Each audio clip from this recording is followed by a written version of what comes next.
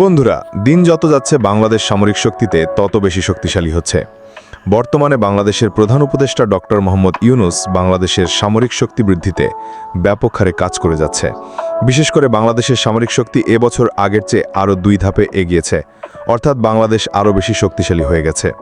যেখানে গত বছরের গ্লোবাল ফায়ার পাওয়ারের র্যাঙ্কিং অনুযায়ী বাংলাদেশের সামরিক শক্তির অবস্থান ছিল 37তম, সেখানে এবার বাংলাদেশ সামরিক শক্তিতে পৃথিবীর 35তম শক্তিশালী দেশে পরিণত হয়েছে।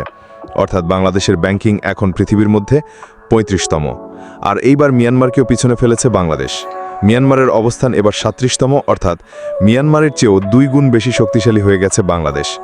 এমনকি কিছু কিছু ক্ষেত্রে এবং কিছু কিছু সুযোগে ভারতকেও পিছনে ফেলেছে বাংলাদেশ। তো বন্ধুরা, 2025 সালে এসে বাংলাদেশ কতটা শক্তিশালী রাষ্ট্র হলো এবং বাংলাদেশের সামরিক শক্তি কতটা বৃদ্ধি পেয়েছে এবং নতুন কি অস্ত্র যুক্ত হয়েছে বাংলাদেশের সামরিক শক্তির বহরে, সে সম্পর্কে আলোচনা করা হবে আজকের ভিডিওটিতে। তো চলুন শুরু করা যাক। বন্ধুরা, গ্লোবাল ফায়ার পাওয়ারের র্যাঙ্কিং অনুযায়ী 2025 সালে এসে বাংলাদেশের সামরিক বাজেট 4.3 বিলিয়ন ডলার, যা গত বছরের চেয়ে অনেকটাই বাড়ানো হয়েছে। এবং 2025 সালে এসে বাংলাদেশের হাতে টোটাল অ্যাক্টিভ সৈন্য রয়েছে 1,63,000। এবছর মাত্র 3,000 বাড়ানো হয়েছে বাংলাদেশের বহরে, যেখানে গত বছর ছিল 1,60,000, এবছর 1,63,000। বন্ধুরা, এবং বাংলাদেশ সেনাবাহিনীর হাতে যুদ্ধ ট্যাঙ্ক রয়েছে 320টি, আর্মড ভেহিকেলস রয়েছে 11,584টি, সেলফ প্রোফাইল আর্টিলারি রয়েছে 56টি, টাউ আর্টিলারি রয়েছে 546টি এবং মল আরএস বা রকেট রয়েছে 110টি। এ হলো বাংলাদেশ সেনাবাহিনীর সামরিক শক্তি। বন্ধুরা, এবার আমরা বাংলাদেশ নৌবাহিনীর সামরিক শক্তি সম্পর্কে জানব। বন্ধুরা, 2025 সালে এসে বাংলাদেশ নৌবাহিনীর হাতে টোটাল যুদ্ধসাজ রয়েছে 118টি। এর মধ্যে ফ্রিগেট রয়েছে 7টি, করভেট রয়েছে 6টি, সাবমেরিন রয়েছে 2টি, পেট্রোল ভেসেলস রয়েছে 61টি এবং মাইনর ফায়ার রয়েছে 5টি। অর্থাৎ এবছর বাংলাদেশ নৌবাহিনীর হাতে তেমন করে নতুন কোনো সাবমেরিন যুক্ত হয়নি, শুধুমাত্র কিছু যুদ্ধসাজ যুক্ত হয়েছে বাংলাদেশ নৌবাহিনীর বহরে। আর এ কারণে বাংলাদেশ নৌবাহিনী এবছর অনেকটাই শক্তিশালী হয়ে গেছে। বন্ধুরা, এবার আমরা বাংলাদেশ বিমান বাহিনীর সামরিক শক্তি সম্পর্কে জানব। বন্ধুরা, 2025 সালে এসে বাংলাদেশ বিমান বাহিনীর হাতে টোটাল এয়ারক্রাফট রয়েছে 214টি। এর মধ্যে ফাইটার এয়ারক্রাফট রয়েছে 42টি, ট্রান্সপোর্ট বা ফিক্সড উইং রয়েছে 17টি, ট্রেইনার রয়েছে 86টি, স্পেশাল মিশন রয়েছে 4টি এবং হেলিকপ্টার রয়েছে 65টি। বাংলাদেশ বিমান বাহিনীতে এখনও পর্যন্ত কোনো আপাচি হেলিকপ্টার যুক্ত হয়নি, আর এ কারণে আমি সেটি ভিডিওতে অ্যাড করতে পারলাম না। বন্ধুরা, এই হলো বাংলাদেশ বিমান বাহিনী, সেনাবাহিনী ও নৌবাহিনীর সংক্ষেপে সামরিক শক্তি। এবার আমরা এর সামরিক শক্তি সম্পর্কে একটু ডিটেলসে জানব। বন্ধুরা, বাংলাদেশ সেনাবাহিনীতে কিন্তু এবছর ব্যাপক অস্ত্রশস্ত্র যুক্ত হয়েছে। বিশেষ করে পাকিস্তান থেকে বিপুল হারে আর্টিলারি শেল, মিসাইল এবং অত্যাধুনিক সব রাইফেলস ও অস্ত্র ক্রয় করা হয়েছে। প্রায় $200 মিলিয়ন সমপরিমাণ অস্ত্র পাকিস্তানের কাছ থেকে ক্রয় করা হয়েছে, যেগুলো বাংলাদেশের হাতে এসে পৌঁছেছে। ফলে বাংলাদেশ সেনাবাহিনী এখন আগের চেয়েও অনেক বেশি শক্তিশালী এবং বর্তমানে বাংলাদেশের আর্টিলারি বহরেও বেশ কিছু নতুন আর্টিলারি যুক্ত হয়েছে নতুন অনেকগুলো যুদ্ধ ট্যাঙ্ক, যেগুলো এখনও গ্লোবাল ফায়ার পাওয়ারে যুক্ত করা হয়নি। হয়তো আগামী বছর গ্লোবাল ফায়ার পাওয়ারে সেগুলো যুক্ত করা হবে, তখন বাংলাদেশ সামরিক শক্তিতে আরও এগিয়ে যাবে। এছাড়া বাংলাদেশ সেনাবাহিনী বর্তমানে সারা বাংলাদেশ জুড়ে তাদের দায়িত্ব পালন করছে।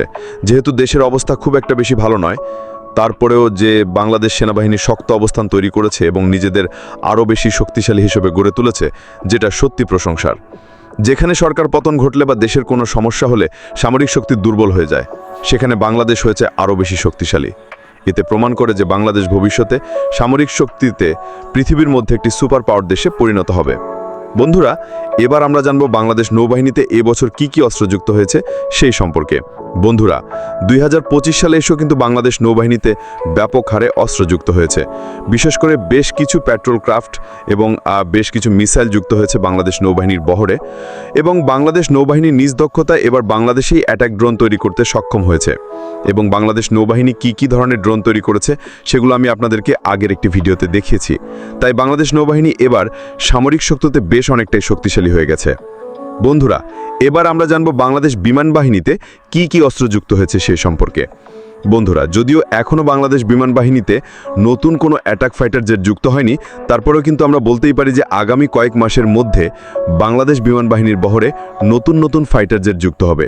বিশেষ করে চীনের যে হয়তো ডিল ফাইনাল হয়ে গেছে, কিছুদিনের মধ্যে হয়তো চীনের যে বাংলাদেশে ঢুকবে, তখন বাংলাদেশ বিমান বাহিনী আরও বেশি শক্তিশালী হয়ে যাবে। শুধু তাই নয়, আমাদের কিন্তু আমেরিকার কাছ থেকে বেশ কয়েকটি অ্যাটাক হেলিকপ্টারও ক্রয় করা হচ্ছে, যেগুলো কিন্তু বাংলাদেশ বিমান বাহিনীর বহরে যুক্ত হবে। আর এবছর বাংলাদেশ বিমান বাহিনীর বহরে এরকম 2টি অ্যাটাক হেলিকপ্টার যুক্ত হয়েছে, যারা এখনও গ্লোবাল ফায়ার পাওয়ারে অ্যাড করা হয়নি। হয়তো আগামী বছর গ্লোবাল ফায়ার পাওয়ারে সেগুলো যুক্ত করা হবে, তখন বাংলাদেশ সামরিক শক্তিতে আরও এগিয়ে যাবে। এছাড়া বাংলাদেশ বিমান বাহিনী বর্তমানে সারা বাংলাদেশ জুড়ে তাদের দায়িত্ব পালন করছে। যেহেতু দেশের অবস্থা খুব একটা বেশি ভালো নয়, তারপরেও যে বাংলাদেশ সেনাবাহিনী শক্ত অবস্থান তৈরি করেছে এবং নিজেদের আরও বেশি শক্তিশালী হিসেবে গড়ে তুলেছে, যেটা সত্যি প্রশংসার।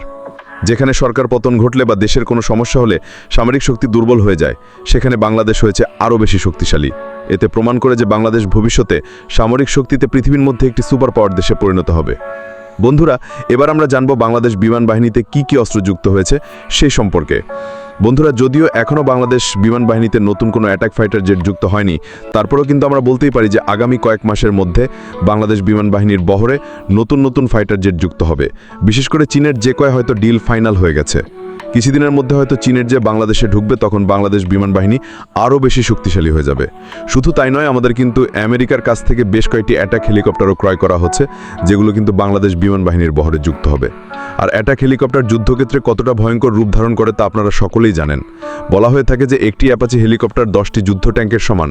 আর এরকম যদি 8 থেকে 10টি অ্যাপাচি হেলিকপ্টার বাংলাদেশের বহরে যুক্ত হয়, তাহলে বাংলাদেশ সামরিক শক্তিতে কতটা শক্তিশালী হবে সে সম্পর্কে আপনারা বুঝতেই পারছেন।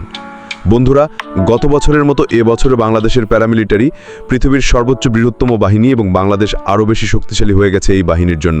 তো বন্ধুরা, ইতিমধ্যে আপনি হয়তো বুঝে গেছেন যে বাংলাদেশ সামরিক শক্তিতে কতটা শক্তিশালী হয়ে গেছে। বর্তমানে বাংলাদেশকে রুখতে পারে এমন দেশ আশেপাশে নেই। স্বয়ং ভারত এখন বাংলাদেশকে মেপে চলে। তাই আমরা বলতেই পারি যে বাংলাদেশ সামরিক শক্তিতে অনেক দূরে গিয়েছে এবং সামনে আরও এগোতে হবে। এখানে আমাদের থেমে থাকার সময় নেই। তো বন্ধুরা, ভিডিওটি ভালো লাগলে একটি লাইক দেবেন এবং কমেন্ট করে জানাবেন পরবর্তীতে কী ধরনের ভিডিও দেখতে চান। আর এমন ভিডিও পেতে এখনই চ্যানেলটি সাবস্ক্রাইব করুন এবং পাশে আসা বেল ক্লিক করুন।